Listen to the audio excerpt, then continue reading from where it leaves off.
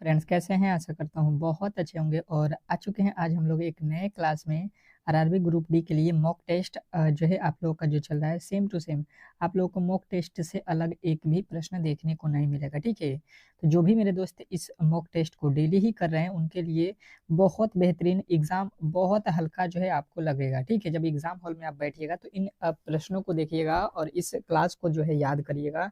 देखिएगा बिल्कुल इससे एक भी हटके प्रश्न नहीं आएगा। ठीक है, 100% इसकी जो है आप लोग गारंटी लिख लीजिए, क्योंकि मैंने जो ये क्लास आपको बनाया हुआ है ये आपके प्रीवियस ईयर के प्रश्नों को देखते हुए और जो आपका सिलेबस आरआरबी ग्रुप डी का है उसके अकॉर्डिंग मैंने इस क्लास को बनाया हुआ है। ठीक है, तो बिल्कुल आपको घबराने की कोई दिक्कत नहीं है। आप जो है बेफिक्र होकर इन प्रश्नों को जो है अच्छे तरीके से कहीं पे नोट कीजिए और मैथ के रीजनिंग के सेम टू सेम इसी तरीके के प्रश्न पूछे जाएंगे।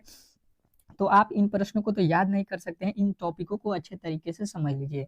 तो सारा ही प्रश्न मैं आपको यहाँ पे अच्छे तरीके से बताऊंगा, चैप्टर का नाम भी बता दूंगा और बेहतर तरीके से आप यहाँ पे तैयारी कर सकते हैं। तो जिन्होंने भी इस क्लास को, ठीक है, जिन्होंने भी इस क्लास को लाइक नहीं किया तो प्लीज आप लोगों से रिक्वेस्ट है कि इस क्लास को जरूर लाइक कर दीजिएगा और चैनल पे नए आए हैं तो चैनल को प्लीज जो है सब्सक्राइब कर लीजिएगा, क्योंकि इस तरीके के प्रश्न आपके एग्जाम हॉल में 100% आएंगे। ठीक है, तो आपको पहले ही यहाँ पे आइडिया लग जाएगा अगर आप इस क्लास को अंत तक देखते हैं कि किस तरीके के प्रश्न आपके एग्जाम हॉल में और किस विषय से कितने प्रश्न आते हैं। ये सारा डिटेल हूबहू जो है आपको पेपर के जैसा फिलिंग कराएगा। ठीक है, तो चलिएगा पहले हम लोग रीजनिंग के प्रश्नों से स्टार्ट करेंगे, फिर जो है आपके साइंस, फिर जीके, फिर जो है मैथ के प्रश्नों को सॉल्व करेंगे। पहला प्रश्न कह रहा है कि नीचे दी गई विकल्पों में से संबंधित संख्या को चुनिए। ठीक है, संबंधित संख्या को जो है चुनना है। तो आपको हर एक रीजनिंग के प्रश्न के लिए 10 सेकेंड का समय दूंगा और जैसे कि क्लास में जो पहले से कर रहे हैं उनको मालूम है कि पहला क्वेश्चन है तो पहले का उत्तर उनको बताना है, ए करके बी होगा या सी होगा या डी होगा, इस तरीके से उनको बताना है।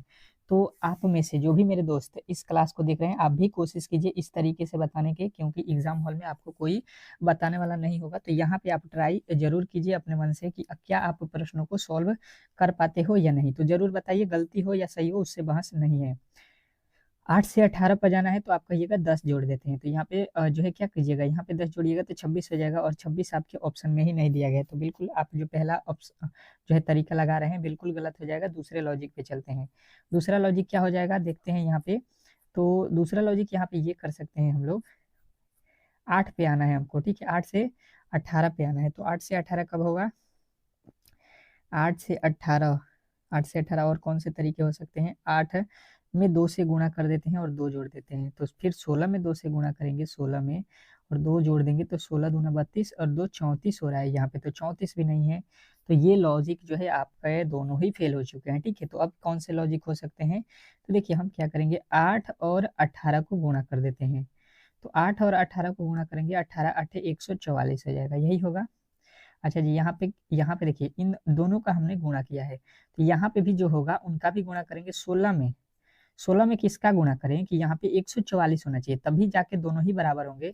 तो 16 में अगर 6 से गुणा करेंगे तो 16 छके 96 बिल्कुल गलत, 16 85 बिल्कुल गलत, 16 नवा 144 बिल्कुल हो जाएगा। 16 नवा 144 होता है, बिल्कुल आपका राइट उत्तर। ऑप्शन नंबर कौन सा बताना था? तो ये जो है आपका ऑप्शन नंबर सी बताना था। तो अगर आपने इस प्रश्न का उत्तर सी बताया है तो बिल्कुल सही उत्तर है। नेक्स्ट प्रश्न की ओर चलते हैं और अगला प्रश्न आपके सामने है। कह रहा है कि दी गई श्रृंखला श्रेणी में अगली संख्या ज्ञात कीजिए। अब जो है श्रृंखला श्रेणी का प्रश्न है। चलिएगा आपको 10 सेकंड के समय मिलते हैं इस प्रश्न को सॉल्व करने के लिए। तो कोशिश तो जरूर कीजिए कि इस प्रश्न को आप खुद से सॉल्व कर दें। मेरे से पहले इस प्रश्न का उत्तर आपको बताना है, ये आपके माइंड में चलना चाहिए। दूसरे का उत्तर देखते हैं कौन कौन मेरे दोस्त जो है बताता है। सभी के कमेंट बॉक्स पढ़ता हूं मैं, ठीक है, देखिएगा रिप्लाई भी देता हूं हर एक कमेंट का। तो आप बेहतर तरीके से यहाँ पे जो भी आपकी दिक्कत होंगे सबको मैं देखता हूँ। और एक बात बता दूं, अगर आप इस क्लास का पीडीएफ लेना चाहते हैं, ठीक है, क्या क्लास का जो है पीडीएफ तो फ्री में देता हूँ। ठीक है, फ्री में जो है आपके मिल जाएंगे ये पीडीएफ फ्री में। तो जिनको भी लेना होगा इस क्लास के डिस्क्रिप्शन में आपको व्हाट्सएप ग्रुप का लिंक दिया होगा। ठीक है, तो उस लिंक पे जाइए और लिंक को जो है लिंक को क्लिक कीजिए, आप जो है व्हाट्सएप ग्रुप में मेरे जुड़ जाएंगे और डेली ही क्लास के जो है पीडीएफ को मैं वहां पे देता हूं ताकि आप अपना रिवीजन अच्छे तरीके से कर सके। ठीक है, रिवीजन करना बहुत जरूरी है। जिनसे भी देखिए यहाँ पे 5 से 3 लिखा है, ठीक है, तो कहिएगा -2 किया है। 3 से 8 लिखा मतलब प्लस का 5 कर दिया, 8 से 40 लिखा 32 प्लस कर दिया। यहाँ से कोई लॉजिक आपको समझ में आ रहा है? कहिएगा बिल्कुल कोई भी लॉजिक यहाँ पे समझ में नहीं आ रहा है, ठीक है। यही तो खासियत है, इसी टाइप के प्रश्न आपके एग्जाम हॉल में जब देगा तो आप वहाँ पे जो है जोन ही गिनने लगिएगा, ठीक है, अगर आप क्लास डेली नहीं करके जाइएगा तो ये सब आपको ध्यान में रखना है। अब देखिए क्या करेगा, ये प्रश्न में हुआ क्या है, अगर अच्छे तरीके से हम देखेंगे तो ये पहला वाला अक्षर उठाइए और ये 3 को उठाइए, तो 5 3 जोड़ देते हैं तो 5 3 8 हो जाएगा। अब 8 और 3 को जोड़ेंगे तो 8 3 यहाँ पे तो 11 होना चाहिए, ये भी लॉजिक नहीं काम किया। अच्छा, एक लॉजिक अगर इस 5 को लेते हैं और ये 8 को लेते हैं तो 8 बचे कितना होता है 40, जो कि यहाँ पे है। अब देखिएगा, अब देखिए ये 3 को लेते हैं, ये 3 को लेते हैं और ये 40 को लेते हैं, तो 40 तिया कितना होता है 120, जो कि यहाँ पे दिया गया है, ठीक है। अब किसको लेंगे, पहले इसको लिए थे और एक छोड़ के फिर इसको ये छोड़ दिए थे। अब क्या क्या लेंगे, 8 और गुणा में किसको लेंगे, यहाँ पे 120 का, ठीक है। तो 8 गुणे 120 करेंगे तो ये कितना हो जाएगा। अब देखिएगा यहाँ पे हुआ क्या है कि 8 से अब गुणा कर देंगे, किसमें, 8 से गुणा करेंगे ये कितना में 120 से, ये 8 से 120 में गुणा कर दीजिए, कितना हो जाएगा 960। 960 आपके बिल्कुल राइट उत्तर हो जाएगा, ऑप्शन नंबर डी। नेक्स्ट प्रश्न की ओर चलते हैं और अगला प्रश्न आपके सामने कह रहा है कि उस वेन आरेख का चयन करें जो दिए गए वर्गों के बीच के संबंध को दर्शाता है। अब चलिएगा, वेन डायग्राम के तो प्रश्न आपके एग्जाम हॉल में 100% हर एक शिफ्ट में एक प्रश्न पूछता है, ठीक है। आपने प्रीवियस ईयर के प्रश्नों को पढ़ा होगा तो आपको अच्छे तरीके से मालूम है, ठीक है। तो बताइए, यहाँ पे लिखा है आयरलैंड, डबलिन और उसके बाद से ग्रीस, इसमें जो है आपके क्या संबंध है ये आपको बताना है। बताने की कोशिश करेंगे सभी लोग, बनाइए। इसका वेन डायग्राम क्या होगा, यहाँ पे जो है 4 ऑप्शन आपको दिए गए हैं, ठीक है। तो तीसरे का उत्तर जो है आपको यहाँ पे कमेंट बॉक्स में जरूर इस तरीके से बताना है ABC करके, ठीक है, तो ही बेहतर आप लोग कर सकते हो। तो देखिए यहाँ पे क्या हो जाएगा कि आयरलैंड लिखा है तो सबसे पहले आयरलैंड बना लीजिए, ठीक है, ये हो गया आयरलैंड। और इसके बाद से आगे चलिए, आयरलैंड के बाद से ये क्या लिखा है, डबलिन। डुबलिन जो है ये एक शहर का नाम है जो कि कहाँ पे पड़ता है, आयरलैंड के अंदर पड़ता है, तो ये तो यहाँ पे आ जाएगा। उसके बाद से ग्रीस, ग्रीस आपने सुना होगा, ये एक देश का नाम है, ठीक है, तो ये तो भाई साहब एक देश है तो ये खुद ही अलग हो जाएगा, जब देश है तो आयरलैंड भी देश है, दोनों अलग हो जाएंगे। तो इस तरीके से हमने कहाँ पे देखा है इसका जो है Venn diagram, option number C. अगर आपने सी को बताया है तो बिल्कुल आपने सही उत्तर चुना है, इसमें किसी तरीके के डाउट नहीं होना चाहिए। नेक्स्ट प्रश्न की ओर चलते हैं और अगला प्रश्न आपके सामने है। क्या कह रहा है आपका अगला प्रश्न, बताने की कोशिश करेंगे, विलुप्त संख्या को ज्ञात करें। क्या बताना है आपको कि इसमें जो है विलुप्त संख्या आपको कहीं पे दिख रहा होगा, ठीक है, यहीं पे वैल्यू आपको बता देना है। अब इसमें देखते हैं कौन कौन जो है माइंड लगाता है। ये 10 सेकेंड के समय जो है आपके लिए बहुत महत्वपूर्ण है। ये 10 सेकेंड जिन्होंने भी सही तरीके से इस्तेमाल किया उनका जो है सिलेक्शन पक्का है, ठीक है। तो सिलेक्शन अगर लेना है तो आप बेहतर तरीके से इन प्रश्नों को सॉल्व कीजिए, केवल वीडियो को देखने से नहीं होगा। मैंने पहले भी आपको बताया हुआ है कि मेरे साथ सॉल्व करना स्टार्ट कीजिए, कॉपी और पेन जरूर लेके रखिएगा जब भी क्लास कर रहे हो तो।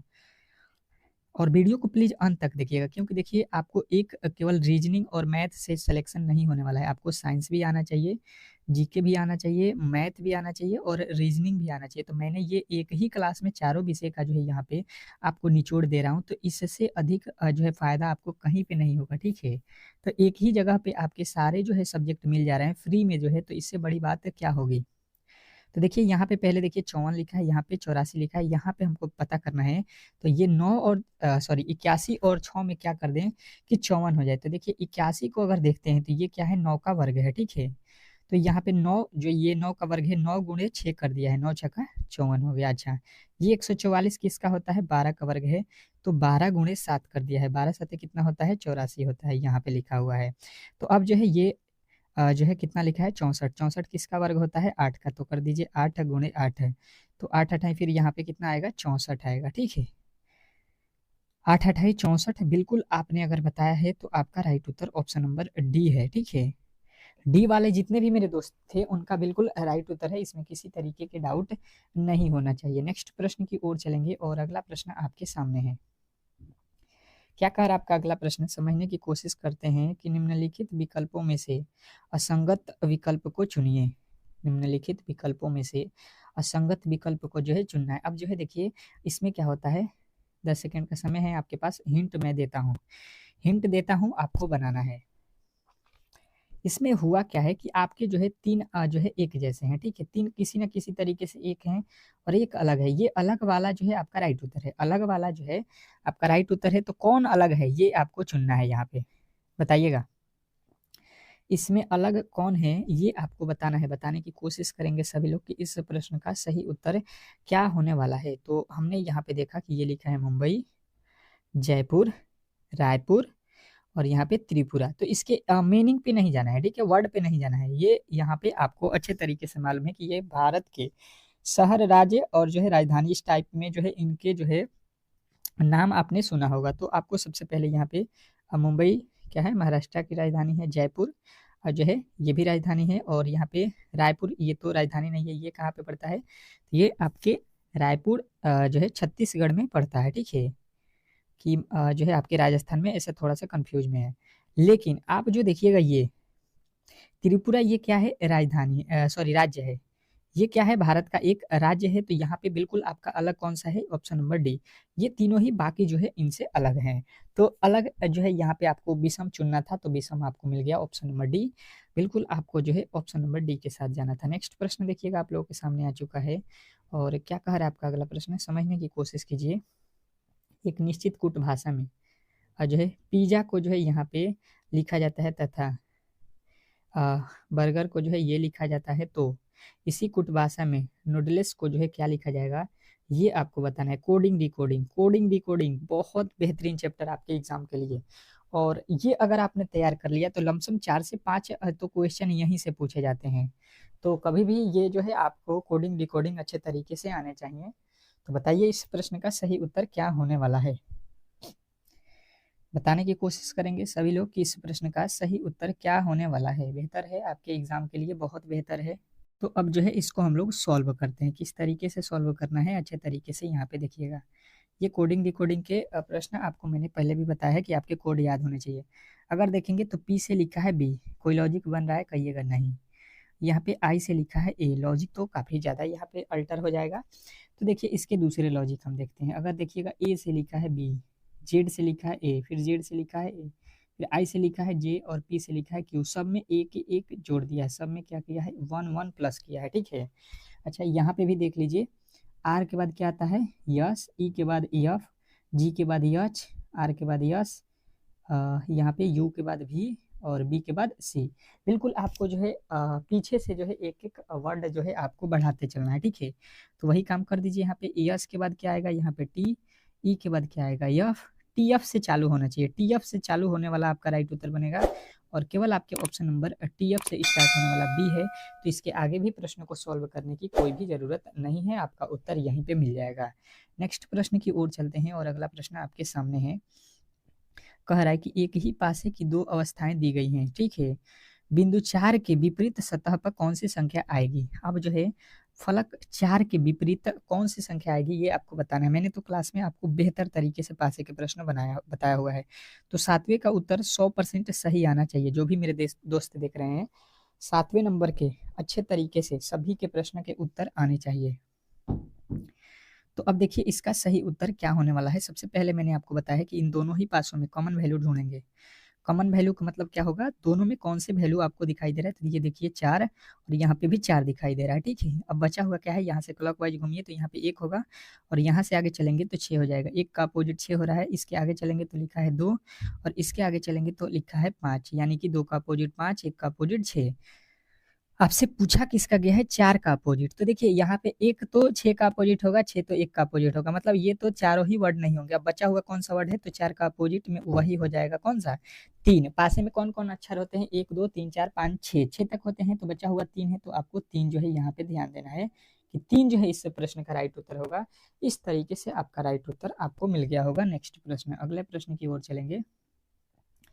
अगला प्रश्न कह रहा है कि दी गई आकृति में ऐसे कितने वायरल हैं जो केवल जो है जग हैं? ऐसे कितने वायरल हैं, ठीक है? वायरल आपको देखना है पहले कहाँ पे है। ये वाला त्रिभुज देखिए, ये वायरल का है, ठीक है? ऐसे कितने वायरल हैं जो केवल जग हैं? केवल जग होना चाहिए। तो जग देख लीजिए कहाँ पे है, जग, ये देखिए जग, ये देखिए जग है, ठीक है? उसमें भी केवल जग होना चाहिए, बैरल की संख्या। तो ये देखिए, ये तो इसके साथ यहाँ पे आ जाएगा, तो ये तो हमको चाहिए नहीं, ये बिल्कुल नहीं चाहिए, ये चावल जो है बोतल नहीं चाहिए। तो आपके देखिए पास क्या है, यहाँ पे देखिए बीच में क्या बचा हुआ है, 4 ऐसा वर्ड है जो क्या है, बैरल भी है और बैरल के साथ जग भी है। तो आपका राइट उत्तर कौन सा बनेगा, ऑप्शन नंबर बी। अगर बी आपने बताया है, 8वें का बी, तो बिल्कुल आपका राइट उत्तर है, इसमें किसी तरीके के डाउट नहीं होना चाहिए। नेक्स्ट प्रश्न की ओर चलते हैं, और अगला प्रश्न आपके सामने है। क्या कह रहा है आपका अगला प्रश्न, निम्नलिखित अक्षर श्रृंखला श्रेणी को पूरा कीजिए। निम्नलिखित श्रृंखला श्रेणी को जो है पूरा करना है। तो मैंने इसको तो बहुत सरल तरीके से आपको बताया हुआ है कि भाई साहब, ये आपको बहुत इजी प्रश्न होते हैं। देखिए, ये डी के पहले क्या लिखा है, सी, तो डी के पहले आपके यहाँ पे सी हो जाएगा, ठीक है, यहाँ पे सी हो गया। और एफ के बाद देखिए क्या लिखा है, एफ के बाद यहाँ पे लिखा है बी, तो यहाँ पे बी हो जाएगा। अब देखिए, आपने अच्छे तरीके से यहाँ पे समझ लिया। अब देखिए, फिर यहाँ पे ए सी, सी के बाद यहाँ पे डी हो जाएगा। ये आपका एक तो बन गया एफ बी तक, फिर यहाँ से स्टार्ट होगा ए के बाद सी, डी एफ, एफ के बाद से आपके कौन से अक्षर बच रहा है, एफ के बाद से बी बनेगा, बी के बाद से फिर A B C D, D के बाद एफ यहाँ पे बचा हुआ है, तो एफ भर लीजिए। बिल्कुल आपके सरल होते हैं थोड़े से, अगर आपने वर्ड को पकड़ लिया तो। पहले आपका सी, फिर बी, फिर डी, फिर ए, फिर बी, फिर एफ। अब ये देखिए कहाँ पे है, आप कहिएगा, बिल्कुल आपके right Uttar option number A में दिया गया है। तो ए जो है इस प्रश्न का 100% सही उत्तर होगा, इसमें किसी तरीके के डाउट नहीं होना चाहिए। नेक्स्ट प्रश्न की ओर चलेंगे, और अगला प्रश्न आपके सामने है। क्या कह रहा है आपका अगला प्रश्न, समझने की कोशिश कीजिए। यदि ए जो है अक्षर जोड़ के रूप में, ए को क्या बोला गया, जोड़, बी अक्षर को घटाओ, सी अक्षर को भाग, एवं डी अक्षर को गुणा के रूप में लिखा जाए चाहे हो, तब जो है इनका जो है मान आपको निकालना है। अब जो है आपके प्रश्न स्टार्ट हो चुके हैं, जिन जो भी तरीका बताया गया वही लॉजिक लगाइए। डी को क्या बोला गया है, गुणा, तो यहाँ पे गुणा रखिए 3। उसके बाद से देखिए बी, बी का अर्थ क्या है, बी का अर्थ देखिए यहाँ पे लिखा है घटाना, तो घटाना लिखिए 6। फिर ए का अर्थ यहाँ पे देखिए क्या लिखा है, जोड़, तो जोड़ लिखिए 5। फिर कोष्ट है तो कोष्ट लिख दीजिए 20। सी का अर्थ क्या है, सी का अर्थ आपको देख लेना है, सी जो है यहाँ पे भाग को दर्शाता है, तो यहाँ पे भागा लिखिए 20। अब इसी को सॉल्व कीजिए, 7 तरीका 21 हो जाएगा, माइनस का 6 हो जाएगा, प्लस 5। यहाँ पे देखिए 20 में 20 से भाग दीजिएगा, कितना मर्त में आएगा, 1। और ये कोष्ट का मतलब क्या होता है, इंटू होता है, ठीक है, गुणा होता है। तो अब देखिए 21, ये कितना हो गया 21, और 21 के बाद से आपको क्या करना है, माइनस का 6 और 5 में 1 से गुणा करेंगे, 5 एकम में 5, 21 में 5 जोड़ेंगे, 21 5 कितना होता है 26, 26 में से 6 घटाएंगे, तो 26 में से 6 घटा दीजिएगा, बिल्कुल आपका राइट उत्तर बनेगा 20। 20 जो है इस प्रश्न का राइट उत्तर हो रहा है। आपको अच्छे तरीके से समझ में आ गया होगा, इस तरीके से आपको ये प्रश्न बनाना था। नेक्स्ट प्रश्न देखिएगा, आप लोगों के सामने आ चुका है। क्या कह रहा है आपका अगला प्रश्न, कि जॉन ने अपने दोस्त को एक महिला से परिचय कराते हुए कहा कि वह मेरी उसकी पत्नी के पिता की वह उसकी पत्नी के पिता की दूसरी बेटी है। महिला का जॉन से क्या संबंध है। अब देखिए, वो महिला जो है जॉन से क्या क्या लगती है, ये आपको बताना है। तो सबसे पहले आप समझिए कि आप जो है जॉन है, ठीक है, जॉन खुद को आप अपने आप ऊपर रिलेशन बना है, तो खुद को ही समझिए कि जॉन ने कह रहा है, ठीक है, मतलब आप कह रहे हैं अपने दोस्त से एक महिला के बारे में, एक महिला का परिचय करा रहे हैं कि वह जो है ना, उसकी पत्नी मतलब वह अपने पत्नी के बारे में बात कर रहा है। पत्नी के पिता मतलब उसके ससुर की दूसरी बेटी है, ससुर की दूसरी बेटी मतलब उसकी पत्नी के जो है दो पत्नी के एक और बहन होगी, ठीक है, उसी को तो बोल रहा है दूसरी बेटी है। तो महिला का, वो जो महिला है दूसरी, जो उसके ससुर के हैं, वो क्या लगेगी जॉन की, तो ये क्या लगेगी, साली लगेगी। आप अगर आप अपने यहाँ पर सुनिए तो आपके में जो है पत्नी के जो बहन होगी वो क्या लगेगी, साली लगेगी। बिल्कुल आपके राइट उत्तर ऑप्शन नंबर सी हो जाएगा। नेक्स्ट प्रश्न देखिएगा, आप लोगों के सामने आ चुका है। क्या कह रहा है, कथन निष्कर्ष के प्रश्न है। कह रहा है यहाँ पे कि सभी कार जार हैं, ठीक है, कोई जो है फनल जार नहीं है, कुछ कुएं फनल हैं। तो ऐसे प्रश्नों को किस तरीके से सॉल्व करना है, सबसे पहले इसका वेन जो है बना लीजिए। कवर, कवर को कैसे लिख देता हूँ, जितने भी कवर हैं ये क्या है, जार हैं, ठीक है, तो ये सभी जार के अंदर आएंगे, जे लिख लीजिए। उसके बाद से कोई भी फनल जार नहीं है, फनल जो है, फनल आपको अलग लिखना है, फनल ये कोई भी जार नहीं है, जार का अलग हो जाएगा। कुछ कुएं फनल है, कुआं का कुछ हिस्सा क्या है, फनल है, तो कुआं को के यू से लिख देता हूँ, कुआं। अब देखिएगा बोला क्या गया है, निष्कर्ष में आ जाइए। कह रहा है कि कुछ कुएं जवर हैं, देखिए ये कुआं है, और ये आपके जार हैं, ठीक है। कुआं और कवर, कवर यहाँ पे है, इसमें कोई संबंध है कहिएगा? बिल्कुल नहीं है। ये कह रहा है संबंध कुछ वाला है। कहाँ पे कुछ है? कोई भी संबंध नहीं है, दोनों अलग अलग है। कह रहा है कि कुछ कुएं जार है, ये कुआं है और ये जार है, दोनों ही अलग अलग हैं, तो कुछ वाला संबंध कैसे होगा? कोई भी संबंध इसमें नहीं है। अगला देखिए, तीसरा कह रहा है कि कोई भी फनल कवर नहीं है। फनल यहाँ पे है और देखिए कवर यहाँ पे है, तो दोनों में कोई संबंध नहीं है, बिल्कुल कह रहा है, तो ये सही है। बिल्कुल आपका तीसरा जो है निष्कर्ष सही है। ऑप्शन नंबर आपको सी में जाना है। अब चलते हैं नेक्स्ट प्रश्न की ओर, और अगला प्रश्न आपके सामने है। क्या कह रहा है आपका अगला प्रश्न? यदि फोन को जो है ये लिखा जाता है तथा कॉल को जो है ये लिखा जाता है, तो इसका जो है वैल्यू हमसे पूछा गया है। अब देखिएगा, सबसे पहले हुआ क्या है ये पता करना बहुत जरूरी है आपको इस प्रश्न को सॉल्व करने में। तो हम क्या करेंगे, यहाँ पे देखिए सी का कोड लिख लेते हैं 3, ए का कोड 1, एल का कोड 12 और एल का कोड 12। इसी को हम चेक करेंगे, तो इसी से हमको पता चल जाएगा, ठीक है। या इससे भी हम चेक कर सकते हैं, जो भी आपके तरीका। ये देखिए 3 का 3 लिखा हुआ है, ये 1 का 1 लिखा हुआ है। ये देखिए ये जो 12 लिखा है, तो 12 के जो अंक है 1 और 2, इसको जोड़ के 3 लिखा है। ये 12 के 1 और 2 जोड़ के 3 लिखा हुआ है, ठीक है। तो यहाँ पे देखिएगा आपको बिल्कुल समझ में आ जाएगा। यहाँ पे यही जो है आप लोगों को यहाँ पे देखिएगा, यहाँ पे अंक दिए गए हैं, ठीक है। समझ में आपको बिल्कुल आ रहा है। तो अब जो है वही लॉजिक हमको यहाँ पे लगा देना है। एन का कोड कितना होता है? 14 होता है। फिर ई का कोड कितना होता है? 5 होता है। इसके अंकों को भी जोड़ते चलिए, 4 1 5, और ये एक ही अंक का है, ये केवल 5, तो 5 का 5 ही रहेगा। तो अब देखिए 55 से स्टार्ट होने वाला हमको ऑप्शन चाहिए, बिल्कुल 2 ही अंक से हमारा सवाल बन जाएगा। ये 14 होगा, ये ई का कोड 5 होता है, तो 5 एक ही अंक में है, तो इसको 5 को जोड़िए तो 5 ही रहेगा। ये 14 में एक 4 था, तो 5 जोड़ के हो गया। तो अब 55 से आपके उत्तर जो है डी चालू है, तो डी जो है इस प्रश्न का 100% सही उत्तर होगा, ठीक है। अगले प्रश्न की ओर चलते हैं, और अगला प्रश्न आपके सामने है। क्या कह रहा है आपका अगला प्रश्न? समझने की कोशिश करेंगे और बताने की कोशिश करेंगे सभी लोग कि इस प्रश्न का सही उत्तर क्या होने वाला है। कुछ व्यक्ति एक पंक्ति में उत्तर की ओर मुंह करके बैठे हैं। कुछ व्यक्ति हैं जो उत्तर की तरफ मुंह करके बैठे हैं, जिसमें आर जो है यू के बाईं ओर तीसरे स्थान पर बैठा है। आर और यू के बीच में केवल 2 व्यक्ति बैठे हैं। क्यू और यू के बीच में केवल एक व्यक्ति बैठा है। यू के दाईं ओर केवल एक व्यक्ति बैठा है। केवल टी जो है भी के बाईं ओर बैठा है। तो पंक्ति में कितने व्यक्ति हैं ये आपको बताना है। अब ये थोड़े से भाषा इसका बड़ा है, परंतु प्रश्न इसमें जो है कोई भी जो है मतलब भारी नहीं है, ठीक है, आप कर सकते हो। सबसे पहले उत्तर की ओर मुख करके बैठे हैं, यानी कि इनका मुख जो है उत्तर की तरफ होगा, यानी ऊपर की तरफ, ठीक है। अब जो है यहाँ से सॉल्व कीजिए। यहाँ से बोला क्या गया है ये पहले आपको अच्छे तरीके से समझना है। आर जो है यू के बाईं ओर तीसरे स्थान पे है। आर जो है यू के बायां, यू के बायां, बायां अगर बोला जाए तो ये बायां होता है, ठीक है। इधर जो है दायां होता है। तो अगर आपको यहाँ पे एक व्यक्ति बैठा लीजिए यू, तो यू के जो है बाईं ओर आर तीसरे स्थान पे है। ये पहला, ये दूसरा, और ये तीसरे स्थान पे आर हो गया, ठीक है। अब देखिएगा यहाँ पे क्या कह रहा है, आर और टी के बीच में केवल 2 व्यक्ति हैं। आर और टी के बीच में केवल 2 व्यक्ति हैं। तो अब टी कहाँ पे है? आर और टी, आर और टी, आर और टी के बीच में 2 व्यक्ति हैं। तो आर और टी, आर यहाँ पे रखिए, इनके दोनों के बीच में 2 व्यक्ति हो गए। आर और टी, टी यहाँ पे होगा, आर तो हो गया है, यहाँ पे देखिए टी हो गया, यहाँ पे 2 व्यक्ति हो गए। अब देखिए, अब आपको अच्छे तरीके से देखना है। अब क्या कह रहा है कि क्यू जो है यू के बीच में केवल एक व्यक्ति है। क्यू और यू के बीच में, तो क्यू को हम यहाँ पे भी लिख सकते हैं, क्यू और यू के बीच में एक व्यक्ति यहाँ पे हो सकता है। अब देखिएगा यू के दाईं ओर केवल एक व्यक्ति बैठा है, यू के दाईं ओर, तो यू के दाहिना साइड ये है, इधर एक व्यक्ति बैठा हुआ है। चलिए, केवल भी जो है टी के बाईं ओर बैठा है। टी के बायां तरफ, टी के बायां ये हो जाएगा, और इधर केवल एक व्यक्ति बैठा है, टी के इधर कौन?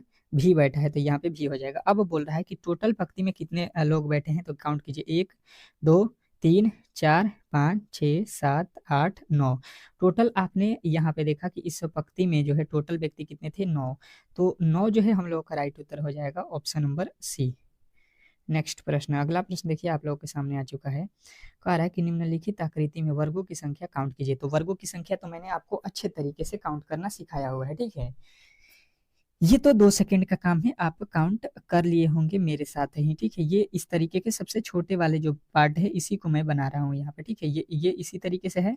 अब इसको काउंट कीजिए, 1 2 3 और ये हो गया 4 और इसमें जो है अब आपको देख लेना है ये 4 और ये आपको एक बड़ा वाला, तो टोटल कितना बना 5। टोटल कितना बना 5। अब जो है 5 बन गया, तो अब जो है यहाँ पे देखिए, यहाँ पे 5, उसके बाद से यहाँ पे 5, फिर यहाँ पे 5, फिर यहाँ पे 5, फिर यहाँ पे 5 और यहाँ पे 5। देख लीजिए अब कितना हो रहा है। तो यहाँ पे जो है आप देखिए कितने अंक हैं, 1 2 3 4 5 6, 6 हो रहा है। तो 5 में 6 से गुणा कर दीजिए, या सबको 5 दूना 10, 10 5 15, 5 20, 5 25, 5 30 भी कर लीजिए, या 6 5 30 कर लीजिए। टोटल जो है इसमें वर्गों की संख्या 30 हो जाएगा, इसमें किसी तरीके के डाउट नहीं होना चाहिए। नेक्स्ट प्रश्न की ओर चलते हैं और अगला प्रश्न आपके सामने है। कह रहा है निम्नलिखित शब्दों को सार्थक क्रम में दर्शाने के लिए सही विकल्प का चयन करें। सार्थक क्रम में दर्शाने के लिए सही विकल्प का चयन करना है। और जो भी मेरे दोस्त इस वीडियो को अब तक लाइक नहीं किए तो प्लीज आप लोगों से रिक्वेस्ट है, क्योंकि मैंने जो है इस क्लास को बनाने में पूरे सुबह से लेके शाम तक मेहनत किया है। तो ये क्लास जो है आपके लिए मैंने तैयार किया है, ठीक है, क्योंकि सारे ही विषय को एक ही वीडियो में आपको प्रोवाइड कर रहा हूँ और हर एक चैप्टर से जो है प्रश्नों को ले रहा हूँ, जैसा कि आपको बिल्कुल एग्जाम हॉल में देखने को मिलेगा। तो इस मेहनत के लिए आपको एक लाइक तो करना ही चाहिए, ठीक है। और जिन्होंने भी इस क्लास को शेयर नहीं किया है तो प्लीज आप लोग शेयर कर दीजिएगा। अब देखिएगा इसमें सबसे पहले होता क्या है, तो अगर देखिएगा उत्तक, उत्तक, अंग, जीव, जंतु, जनसंख्या और कोशिका। तो देखिए कोशिका सबसे छोटी इकाई होती है, 4 सबसे पहले होना चाहिए, बिल्कुल आपके 4 सबसे पहले आएगा। 4 के बाद से उत्तक बनता है, कोशिका से क्या बनता है उत्तक, यानी कि 1 आएगा। उत्तक के बाद से क्या हो जाएगा, उत्तक के बाद से आपका क्या बनेगा, अंग बनेगा, ठीक है। उत्तक से मिलके क्या बनेगा, अंग, यानी 3 होगा। अंग के बाद से क्या बनेगा, अंग के बाद से जीव बनेगा, और जीव के बाद से जंतु बनेगा, यानी कि जंतु जो है आपका कहाँ पे आ जाएगा, जंतु जो है आपका बिल्कुल लास्ट में आ जाएगा 2, यानी कि ऑप्शन नंबर सी। और ऑप्शन नंबर सी जो है इस प्रश्न का 100% सही उत्तर था। नेक्स्ट प्रश्न देखिएगा और अगला प्रश्न आपके सामने है। कह रहा है इनमें से कौन सी विकल्प संख्याओं के लिए दिए गए संयोजक के स्थान समान नहीं है।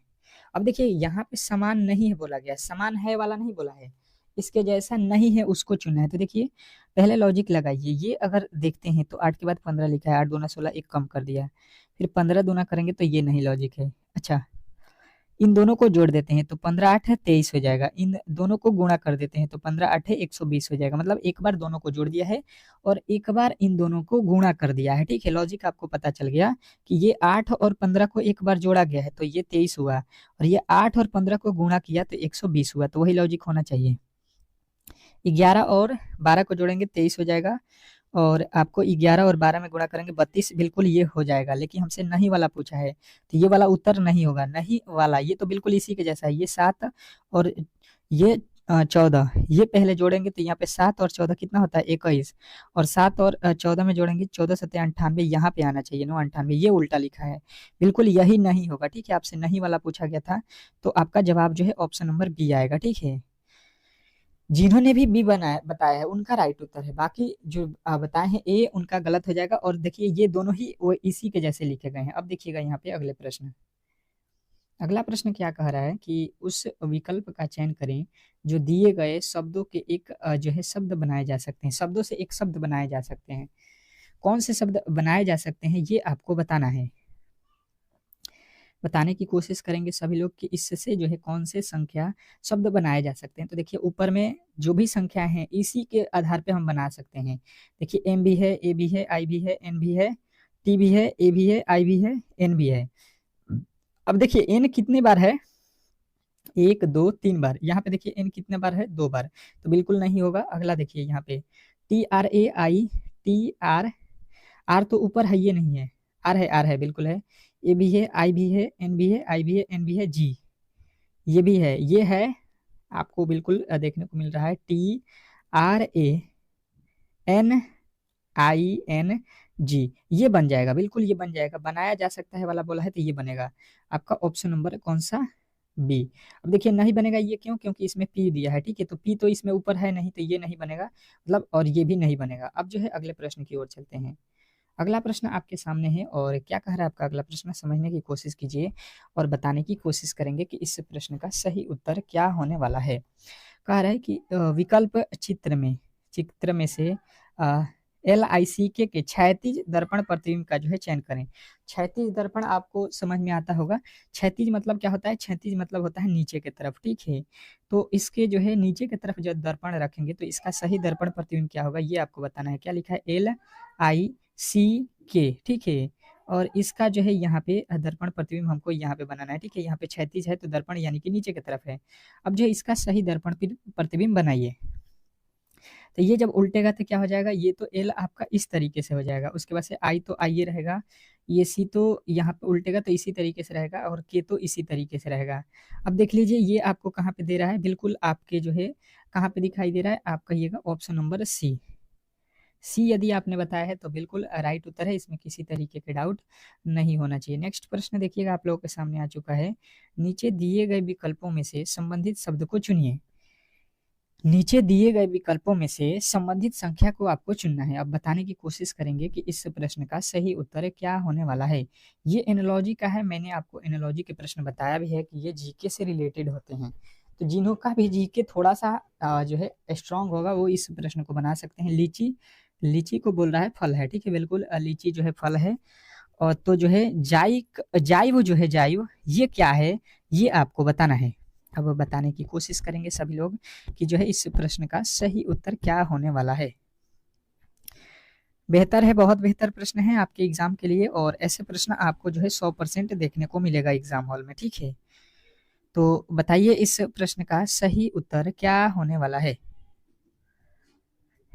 तो अब देखिए यहाँ पे जो लीची है ये तो फल है, तो जाइव जो होता है, जाइव ये क्या है, एक जो है आपका नृत्य है। ये कहाँ का नृत्य है? तो आपकी विदेश जो होता है अमेरिका के क्षेत्र की तरफ, ये जो है वहाँ का नृत्य है। तो इस तरीके से आपका ऑप्शन नंबर सी जो है यहाँ पे राइट उत्तर होगा।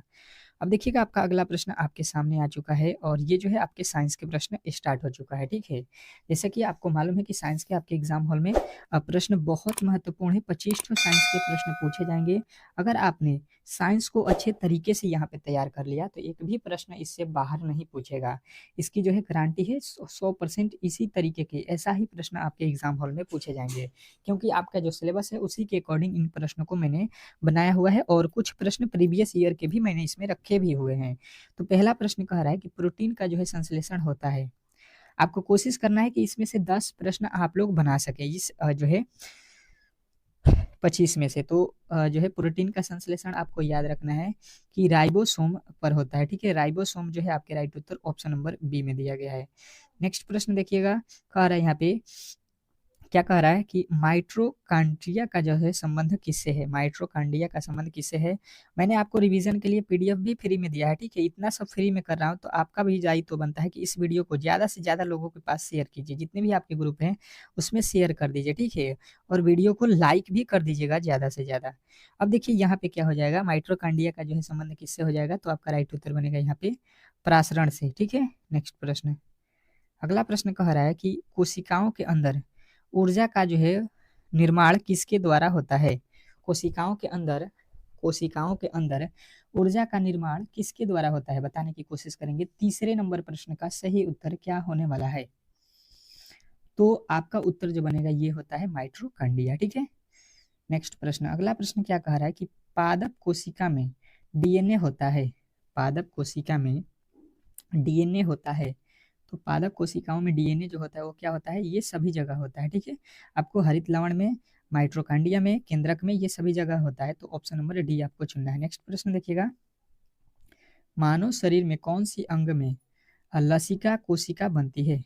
मानव शरीर के कौन से अंग में लसिका कोशिका बनती है, तो आपके राइट उत्तर बनेगा कि दीर्घ अस्थि में, ठीक है। दीर्घ अस्थि में जो है बनता है। ऑप्शन नंबर आपका बिल्कुल राइट उत्तर होगा, ऑप्शन नंबर बी। नेक्स्ट प्रश्न देखिएगा आप लोगों के सामने आ चुका है, कोशिका सिद्धांत का प्रतिपादन किसने किया।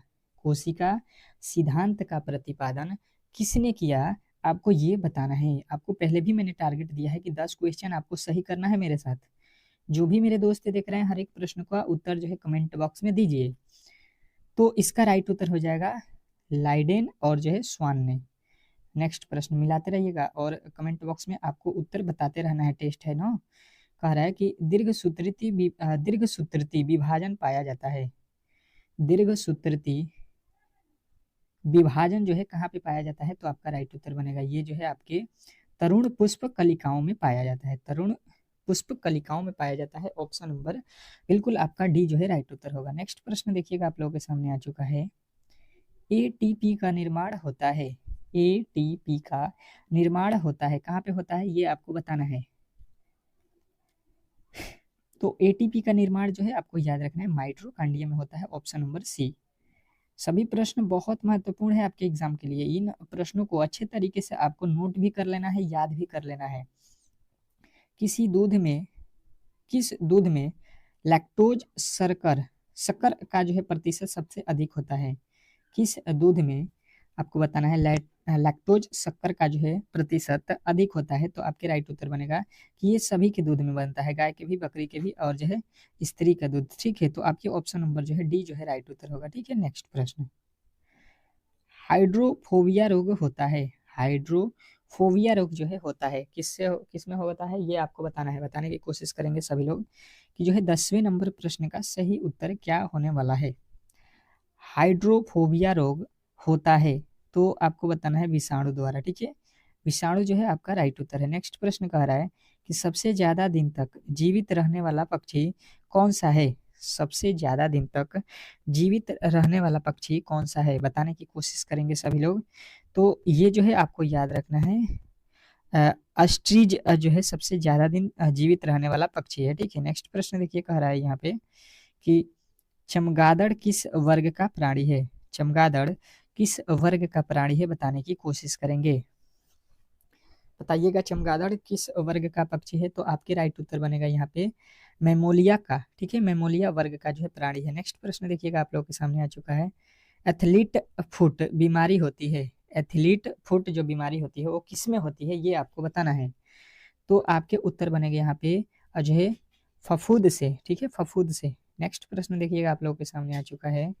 कह रहा है कि लीची में खाया जाने वाला भाग कौन सा है। लीची में खाया जाने वाला भाग जो है कौन सा है। तो आपके राइट उत्तर बनेगा यहाँ पे एरियल है। ठीक है, नेक्स्ट प्रश्न। अगला प्रश्न देखिएगा कह रहा है कि लैंगर हैंस की जो है द्वीपिका पाए जाते हैं। लैंगर हैंस की द्वीपिकाएं पाए जाते हैं कहाँ पे पाए जाते हैं। तो आपको याद रखना है पैक्रियाज में पाए जाते हैं। ठीक है, नेक्स्ट प्रश्न देखिएगा। रुधिर परिसंचरण तंत्र की खोज किसने सर्वप्रथम की थी। किस वैज्ञानिक ने सर्वप्रथम रुधिर परिसंचरण की खोज की थी। तो आपको बताना है विलियम हार्वे ने। ठीक है, नेक्स्ट प्रश्न। अगला प्रश्न कह रहा है कि विषाणु की खोज किसने की थी। विषाणु की खोज किसने की थी, बताने की कोशिश करेंगे सभी लोग कि ऑप्शन नंबर जो है 17 का कौन सा सही होगा। तो इवाइनोवस्की जो है आपके राइट उत्तर हो जाएगा। नेक्स्ट प्रश्न। अगला प्रश्न कह रहा है कि कुत्ते के काटने पर वायरस के द्वारा मतलब किस वायरस के द्वारा जो है आपको रोग जो है उत्पन्न होता है वह क्या कहलाता है। तो वह कौन सा जो है कुत्ता का काटता है तो रोग जो है उत्पन्न होता है। तो हाइड्रोफोबिया के कारण। ठीक है, नेक्स्ट प्रश्न। अगला प्रश्न कह रहा है कि जीवाणु की खोज सर्वप्रथम किसने की। जीवाणु की खोज सर्वप्रथम किसने की। तो आपके राइट उत्तर बनेगा कि जीवाणु की खोज करने वाला कौन था, ल्यूने हॉक ने। ल्यूने हॉक जो है आपके राइट उत्तर है। अगला प्रश्न कह रहा है कि शकरकंद में भोजन संग्रहित होता है। शकरकंद में भोजन संग्रहित होता है तो ये जो है कहाँ पे होता है, जड़ों में। नेक्स्ट प्रश्न देखिएगा आप लोगों के सामने आ चुका है कि हल्दी के पौधे का खाने योग्य हिस्सा कौन सा है। हल्दी के पौधे का खाने योग्य हिस्सा कौन सा है। तो आपका राइट उत्तर हो जाएगा यहाँ पे प्रकंद। नेक्स्ट प्रश्न देखिएगा आप लोगों के सामने आ चुका है कि लिम्फोसाइट्स रक्षा करती है।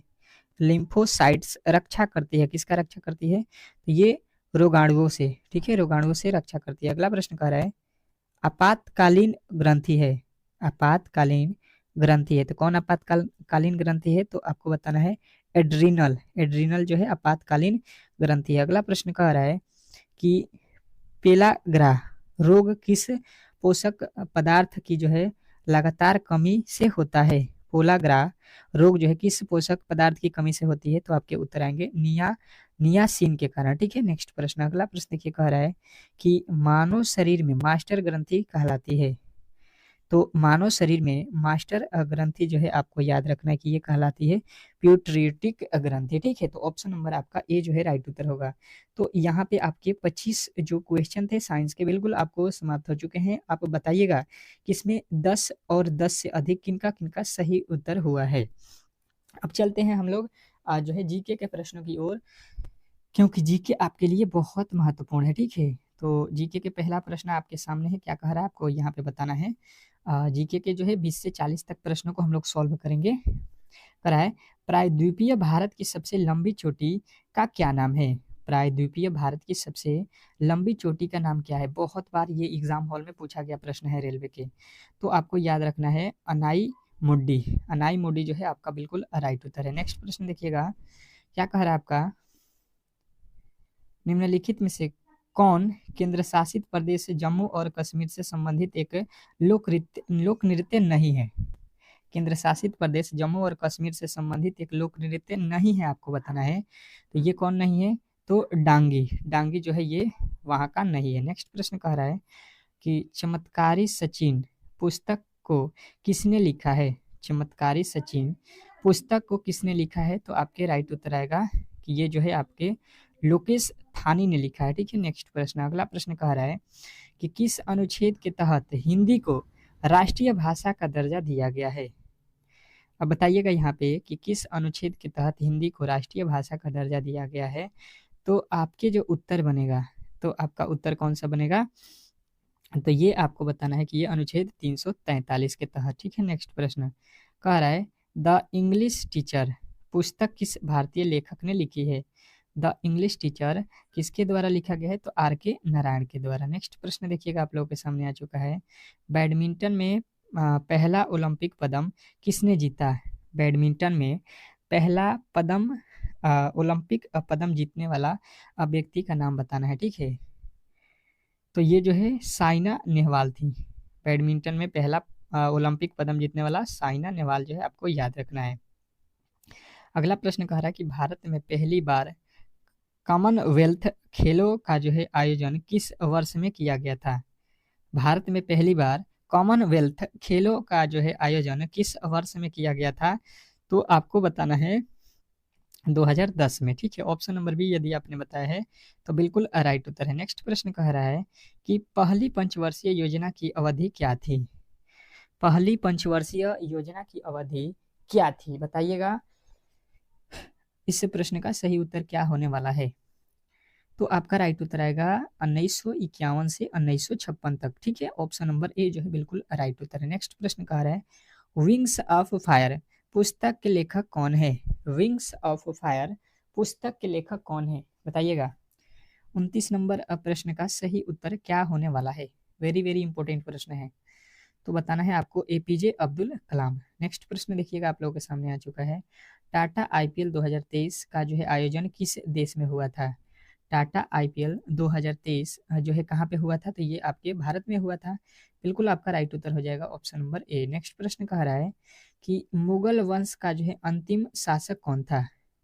मुगल वंश का जो है अंतिम शासक कौन था, तो ये जो है आपको याद रखना है कि ये कौन था, बहादुर शाह जफर द्वितीय, ठीक है। नेक्स्ट प्रश्न, अगला प्रश्न कह रहा है यहाँ पे कि प्राचीन मिस्र के राजाओं को क्या कहा जाता था। प्राचीन मिस्र के राजाओं को क्या कहा जाता था, बताने की कोशिश करेंगे सभी लोग। तो आपके जो राइट उत्तर बनेगा वो क्या बनेगा, तो आप कहिएगा कि ये जो था आपका कौन था, फराओ बोला जाता था, ठीक है। नेक्स्ट प्रश्न, अगला प्रश्न कह रहा है कि अमरनाथ मंदिर कहाँ स्थित है। अमरनाथ मंदिर कहाँ पे स्थित है, बताने की कोशिश कीजिए सभी लोग। तो ये जो है आपके जम्मू कश्मीर में है अमरनाथ मंदिर। नेक्स्ट प्रश्न देखिएगा, आप लोगों के सामने आ चुका है, संसद के सदनों की अवधि के बारे में किस अनुच्छेद में बताया गया है। तो संसद के सदनों की अवधि के बारे में आपको याद रखना है कि ये जो है आपके कहाँ पे बताया गया है, तो ये आपके अनुच्छेद 83 में बताया गया है। नेक्स्ट प्रश्न देखिएगा, कह रहा है कि बोकारो स्टील प्लांट की स्थापना किस पंचवर्षीय योजना के तहत हुई थी। तो बोकारो को जो है आपको याद रखना, ये कब हुआ था, तो तृतीय पंचवर्षीय योजना के तहत। नेक्स्ट प्रश्न कह रहा है कि तंबाकू की खेती किसके जो है शासनकाल में प्रारंभ हुई थी। तो तंबाकू की खेती जो है आपको याद रखना है कि ये अकबर के काल में शुरू की गई थी। नेक्स्ट प्रश्न देखिएगा, कह रहा है कि अकबर का जो है राजस्व मंत्री कौन था। अकबर का जो है राजस्व मंत्री कौन था, तो टुडरम मल जो है ये उनका मंत्री था। नेक्स्ट प्रश्न कह रहा है यहाँ पे कि ख्वाजा मोइनुद्दीन जो है चिश्ती की जो है दरबार कहाँ स्थित थी। तो इसका जो दरबार था वो आपको याद रखना, ये था अजमेर में। ठीक है, नेक्स्ट प्रश्न देखिएगा आप लोगों के सामने, ये तो हो गया यहाँ पे। कह रहा है जंजर जंतर मंतर का निर्माण किसके द्वारा करवाया गया था। तो जंतर मंतर का निर्माण जो है आपको याद रखना है जयसिंह के द्वारा करवाया गया था। नेक्स्ट प्रश्न देखिएगा, कह रहा है कि प्रोटीन दिवस कब मनाया जाता है। प्रोटीन दिवस कब मनाया जाता है, वेरी वेरी इंपॉर्टेंट प्रश्न है, आपको याद रखना है 27 फरवरी को मनाया जाता है। ऑप्शन नंबर बी जो है आपका बिल्कुल राइट उत्तर है। तो यहाँ पे जो है आप लोगों के आपके जो है यहाँ पे जीके के 20 प्रश्न भी यहाँ पे कंप्लीट हो चुका है, और बताने की कोशिश करेंगे कि इस 20 प्रश्न में आपके जीके के कितने प्रश्न सही हुए। अब चलते हैं मैथ के प्रश्नों की ओर। जो भी मेरे दोस्त एक बार वीडियो को लाइक नहीं किए हैं तो प्लीज लाइक कर दीजिए। मैथ के प्रश्नों को अब सॉल्व करते हैं। मैथ का पहला प्रश्न सॉल्व करते हैं। आज का मैथ का जो है स्टार्ट हो चुका है प्रश्न, और मैथ के प्रश्नों के लिए आपको मैंने पहले भी क्लास में बहुत अच्छे तरीके से बताया है कि आप जो है मैथ पढ़ने से पहले आपके पास कॉपी और पेन जो है हाथ में होने चाहिए। ठीक है, ये जीके और जो है आपके साइंस नहीं है कि आप लोग इसको केवल देख सकते हैं, रट सकते हैं। मैथ के लिए आपको जो है यहाँ पे बेहतर तरीके से अगर सीखना चाहते हैं, ठीक है, जो भी मेरे दोस्त हैं मैथ को सीखना चाहते हैं तो कॉपी और कलम लेकर बैठिएगा और बेहतर तरीके से जो है सीखने की कोशिश कीजिएगा। ठीक है, तो चलिएगा अब पहला मैथ के प्रश्न को सॉल्व करेंगे। और जो भी मेरे दोस्त देख रहे हैं वीडियो को, ठीक है, तो आप लोगों से रिक्वेस्ट है कि आप जो है इसके क्वेश्चन के उत्तर जो है, जैसे 41 नंबर क्वेश्चन है मैथ का, तो इसका ए होगा कि बी होगा कि सी होगा, मेरे साथ सॉल्व कीजिए और इसका उत्तर बताइए। मेरे से पहले कोशिश करना है कि आप लोग सॉल्व कर दें। चलिएगा, कह रहा है प्रश्न मैथ का कि एक विक्रय मूल और क्रय मूल का अनुपात। ठीक है, क्रय मूल और विक्रय मूल का अनुपात जो यहाँ पे 5:4 है, तो हानि प्रतिशत ज्ञात करें। मतलब कहने का मतलब ये है कि जो है क्रय मूल, ठीक है, यहाँ पे आपके सामने क्या दिया है, क्रय मूल दिया है, ठीक है, और विक्रय मूल दिया है, इसका जो है अनुपात दिया गया है। ठीक है, क्रय मूल और विक्रय मूल का अनुपात दिया है। क्रय मूल कितना दिया है 5 और विक्रय मूल दिया है 4। ठीक है, अनुपात में दिया है तो अनुपात यहाँ पे लगा लीजिएगा। और इसका मतलब आप समझिए, पहले इसका मतलब क्या होता है आपको ये समझना है कि 4 रुपया में आप क्रय मतलब होता है कीने हैं कोई वस्तु को, आप विक्रय मतलब होता है बेचे हैं आप उसको 4 रुपया में। तो अब बताइए आपको हानि होगा कि लाभ होगा।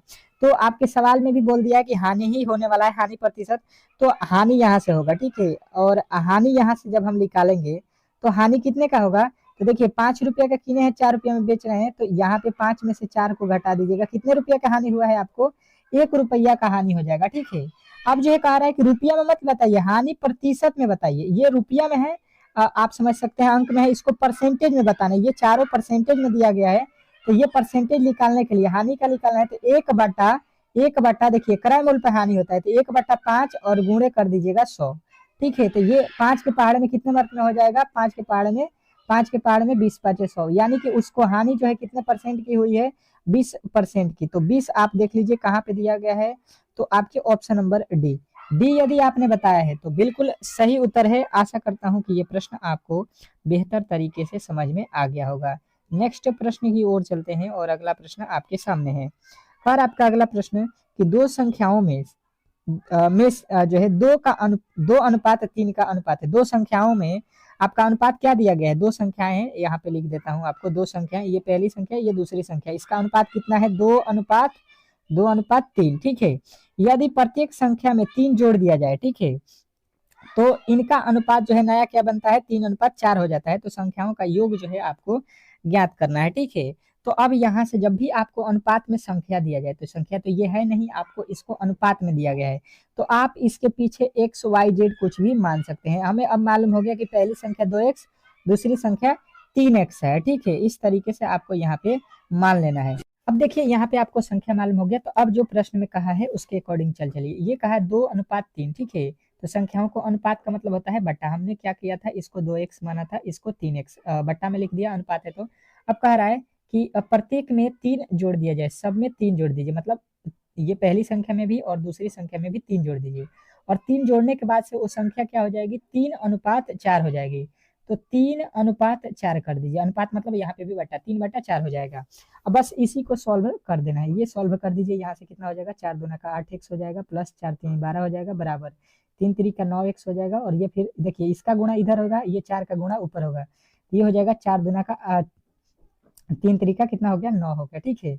अब ये देख लीजिए, x वाले को x तरफ और जो है यहाँ पे संख्या वाले को एक तरफ। ये 12 है तो 12 को रहने दीजिए, यहाँ पे 9 प्लस में है तो इधर बुलाएंगे, माइनस का 9 हो जाएगा। ये 9x है और ये 8x इधर जाएगा तो माइनस का 8x हो जाएगा, इधर क्या हो जाएगा, माइनस का 8x हो जाएगा। अब जो है घटा लीजिए, यहाँ पे से घटाएंगे तो कितना हो जाएगा, आपका x बचेगा, और 12 में से 9 जाएगा, आपका कितना हो जाएगा, 3। यानी कि x का वैल्यू यदि आपसे कोई पूछेगा तो कितना आ गया, 3। अब कह रहा है संख्याओं का योग। आपके पास संख्या क्या थी, पहले 2 थी फिर 3 थी, तो संख्याओं का योग करेंगे तो 2 और 3 को जोड़ देंगे तो संख्या कितना हो जाएगा, योग मतलब होता है जोड़। तो संख्याओं का जोड़ करने पर 5 हुआ। और यहाँ पे x का वैल्यू आपसे कितना बोला गया है, कितना निकाले हैं हम लोग, 3, तो 5 3 कितना हो जाएगा, 15। यानी कि वो संख्याओं का योग कितना हो रहा है, 15।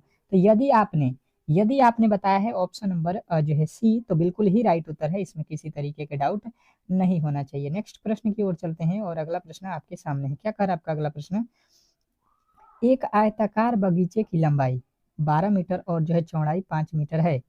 इस आयताकार बगीचे के बराबर क्षेत्रफल वाले एक वर्गाकार बगीचे के विकर्ण की जो है लंबाई ज्ञात करें। अब देखिएगा, ये मजेदार प्रश्न है।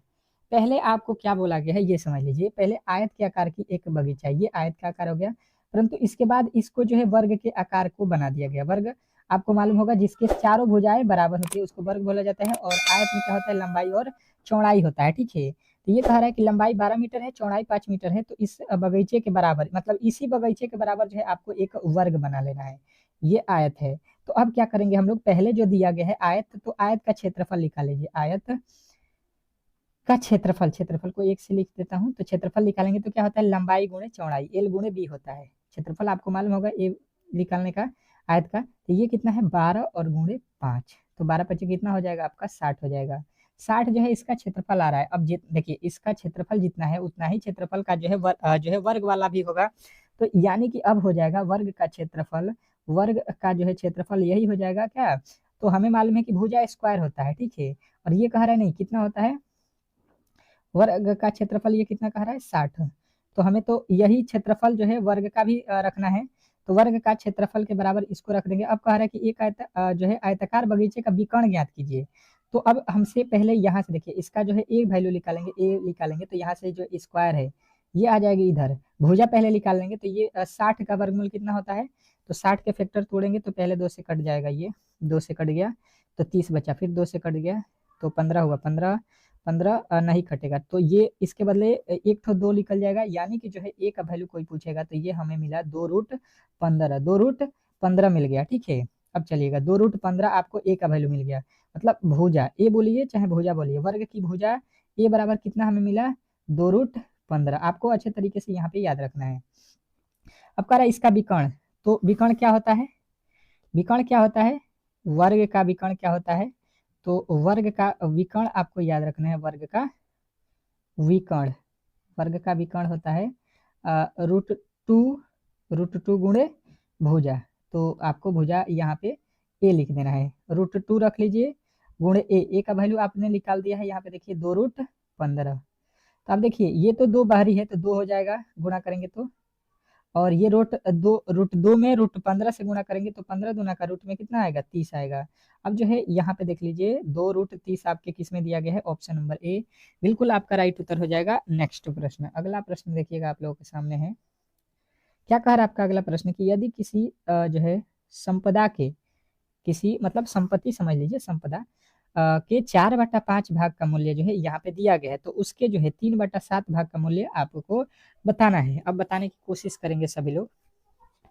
देखिए कोई संपत्ति है वो हमको नहीं मालूम है, तो मान लीजिए एक से संपत्ति है, उसका 4/5 भाग आप निकालिएगा, तो उसका 4/5 भाग किए तो हमें मिल गया 8,000 सॉरी 16,800, ठीक है। 16,800 मिला, तो अब जो है इसी में x का वैल्यू निकालेंगे, तो ये तो आपको क्या करना पड़ेगा, तिरछा तिरछी गुणा, इधर इसके नीचे 1 है तो 4 में x से गुणा करेंगे, x हो जाएगा, और इधर 5 हो जाएगा, और ये आपका हो जाएगा 6 4 8, 6 8 पर डबल जीरो। अब देखिए यहाँ पे होता क्या है, इसके नीचे 1 है तो ये तो 5 जो है ऊपर गुणा में जाएगा ऊपर, तो यहाँ पे गुणे में 5 लिख देता हूँ डायरेक्ट। और यहाँ से जब x का वैल्यू निकालूंगा, ये x का, तो ये 4 जो है गुणा में है तो ये यहाँ पे आ जाएगा भागा में, ये 4 से काट दीजिए, 4 चौका 16, 4 दूना 8 पर डबल जीरो, और उसमें अब कितना से गुणा करना है आपको, यहाँ पे कितना है 5 है, तो 5 से गुणा कर दीजिए, देखिए x का वैल्यू कितना आ जाएगा, ये हो जाएगा 0 0, 5 दूना 10, 5 चौका 20, और 1 21, 21,000 आ गया। वो संख्या कितना हमें मिला, x का वैल्यू मतलब वो संख्या, जो संख्या हम संपत्ति है वो कितना हमको मिला, तो संपत्ति हमको मिल गया 21,000। 21,000 जो है हमारी संपत्ति मिल गई। अब बोला है इस संपत्ति का 1/7वां हिस्सा ज्ञात कीजिए, 1/7 नहीं, 3/7वां हिस्सा, तो 3/7 कर लीजिए, 7 से यहाँ पे काट दीजिए, 3 7 21, यहाँ पे 3,000 जो है, और ऊपर देखिए यहाँ पे 3 गुणा में अभी है, तो 3 तरीका 9,000 है, ठीक है। अगर आपने 9,000 बिल्कुल बताया हुआ है तो बिल्कुल आपका राइट उत्तर हो जाएगा, इसमें किसी तरीके के डाउट नहीं होना चाहिए। तो आशा करता हूँ कि ये प्रश्न आपको बेहतर तरीके से समझ में आ गया होगा, और ऐसे प्रश्नों को आप लोग सॉल्व कर सकते हैं, ठीक है। बहुत इजी प्रश्न है, थोड़े से आपको मेहनत की जरूरत है। चलिएगा अगला प्रश्न देखिएगा, आप लोगों के सामने आ चुका है। क्या कह रहा है आपका अगला प्रश्न, कितने समय में 8% वार्षिक ब्याज की दर से साधारण ब्याज मूलधन का 2/5 होगा। बहुत भी वीआई प्रश्न है, साधारण ब्याज और चक्रवृद्धि ब्याज, ये तो आपको 100% दो प्रश्न आपके एग्जाम हॉल में देता ही देता है, ठीक है। तो इस पे आपकी कमांड बहुत अच्छे तरीके से होने चाहिए। अब बताइएगा यहाँ पे कि इसका जो है राइट उत्तर क्या होने वाला है। बहुत इंपॉर्टेंट प्रश्न है ये, आज के जो भी मैं बता रहा हूँ बहुत इंपॉर्टेंट है, और जिन्होंने भी इन प्रश्नों को सॉल्व कर दिया उनकी तैयारी बहुत अच्छी मानी जाएगी। तो अब देखिए इसको किस तरीके से सॉल्व करते हैं। कह रहा है कि समय हमको बताना है, कितना समय लगा है, कि 8% वार्षिक ब्याज लगा है, ठीक है। तो मतलब आर का वैल्यू अगर कोई पूछेगा यहाँ पे आपको, तो 8% दिया गया है, ठीक है। साधारण ब्याज जो है मूलधन का जो लगा होता है, ये का जो है ये वैल्यू बटा के नीचे वाले का होता है, तो ये यहाँ पे यानी कि पी का वैल्यू दिया है 5, और यहाँ पे देखिए इसके पहले क्या दिया है, साधारण ब्याज लिखा है, तो साधारण ब्याज इसके ऊपर वाला वैल्यू हो जाएगा। एस आई का वैल्यू कितना दिया है आपका, 2 दिया है, ठीक है। तो समय हमको बताना है, तो हमने आपको फॉर्मूला क्या बताया था, एस आई मतलब साधारण ब्याज बराबर मूलधन गुणे समय गुणे दर, बट्टे में क्या बताया था, 100 बताया था। अब जो है यहाँ पर जो भी वैल्यू आपको है उसको पुटअप कर देना है, बस सवाल आपका बन जाएगा। तो देखिए एसआई मात्रक सॉरी एसआई दिया है, साधारण ब्याज आपको यहाँ पे देखिए कितना दिया है, 2, तो 2 रख लीजिए, बराबर पी का वैल्यू देखिए यहाँ पे ऊपर दिया है, मूलधन कितना दिया है 5, गुणे समय आपको कितना दिया है नहीं मालूम है, दर कितना दिया है 8, तो 8 रख लीजिए बटा 100। ये देखिए 5 के पहाड़ में कितने मर्त में कट जाएगा, तो 20 × 5 = 100 हो जाएगा। ये 4 के पहाड़ में 2 मर्त में, ये 4 के पहाड़ में 4 × 5 = 20। अब देखिए ये ऊपर से ऊपर कट जाएगा, 1 हो जाएगा, ठीक है। अब यहाँ पे टी है, और ये तिरछा तिरछी 2 एकम में 2 है, तो यहाँ पे 5 में 1 से गुणा करेंगे, 5 एकम में 5, और इधर क्या बचा हुआ है, केवल टी। टी मतलब क्या है, टाइम। वो पूछा है आपसे कि कितने टाइम में, तो टाइम आपने निकाल दिया कि वो जो टाइम लगेगा वो 4 वर्ष लगेगा, ठीक है, सॉरी 5 वर्ष लगेगा, और 5 वर्ष आपके किस ऑप्शन में दिया गया है, तो ऑप्शन नंबर आपके बिल्कुल बी जो है इस प्रश्न का 100% सही उत्तर होगा, ठीक है। तो आशा करता हूँ कि ये प्रश्न भी आपको बेहतर तरीके से समझ में आ गया होगा, और ऐसे प्रश्नों में कभी भी आप लोग जो है अब गलती नहीं करेंगे, ठीक है। साधारण ब्याज और चक्रवृद्धि ब्याज बेहतर तरीके से आपको इन चैप्टरों को रिवीजन कर लेना है। नहीं आता है तो क्लास डेली कीजिए, आपको बेहतर तरीके से हम रिवीजन करा देंगे। तो जिन्होंने भी मेरे दोस्त इस वीडियो को लाइक नहीं किया है, तो प्लीज आप लोग वीडियो को लाइक कीजिए, चैनल को सब्सक्राइब कीजिए, ठीक है। मिलते हैं हम लोग एक नए वीडियो में नए मॉडल सेट के साथ, तब तक के लिए जो है धन्यवाद।